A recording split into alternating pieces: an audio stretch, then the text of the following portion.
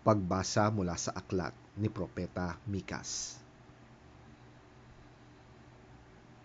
Kakilakilabot ang mangyayari sa mga hindi na natutulog dahil sa pagbabalak ng kasamaan at maagang bumabangon upang agad itong isagawa sa sandaling magkaroon ng pagkakataon.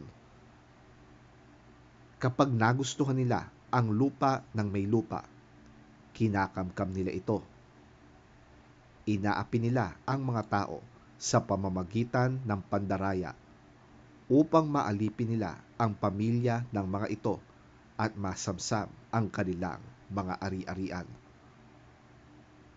Kaya nga sinasabi ni Yahweh, paparusahan ko ang sambahayang ito at walang sino mang makakatakas dito.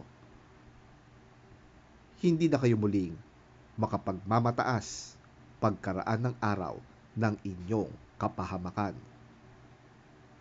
Sa araw na iyon ay kukutsain kayo ng inyong mga kaaway sa pamamagitan ng pag-awit tungkol sa inyong kasawian. Ganap na kaming nawasak. Inalis na ni Yahweh ang aming karapatan sa mga lupaing bahagi ng aming sambahayan at pinaghati-hati ang mga ito sa mga bumihag sa amin.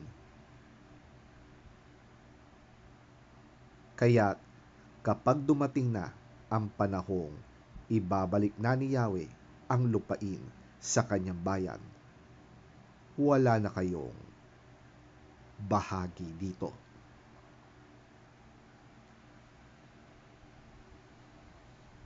Ang salita ng Diyos.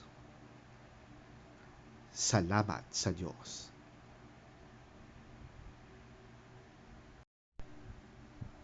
Ang mabuting balita ng Panginoon ayon kay San Mateo. Papuri sa iyo, Panginoon.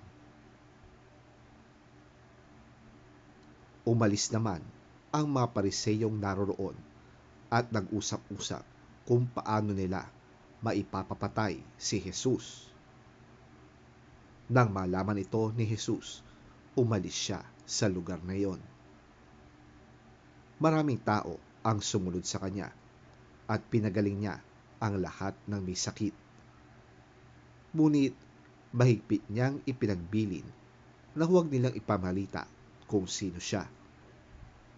Sa gayon, natupad ang sinabi ng Diyos sa pamamagitan ni Propeta Isaías. Narito ang lingkod ko na aking hinirang, ang aking minamahal at lubos na kinalulugdan. Ibubuhos ko sa kanya ang aking espiritu at siya ang magpapairal ng katarungan sa mga bansa. Hindi siya makikipag-away o makikipagsigawan ni magtataas ng boses sa mga lansangan. Hindi niya puputulin ang tambong marupok. Hindi rin niya papatayin ang ilawang umaandap hanggang katarungay hindi nagtatagumpay ng ganap. At ang pag-asa ng mga hintil sa kanya ay ilalagak.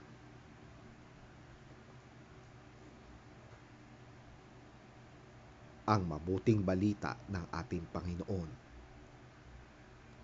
Pinupuri ka namin, Panginoong Hesukristo. But the Pharisees went out and plotted how they might kill Jesus.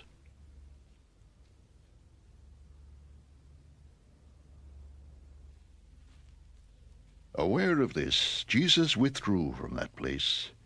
Many followed him, and he healed all their sick, warning them not to tell who he was.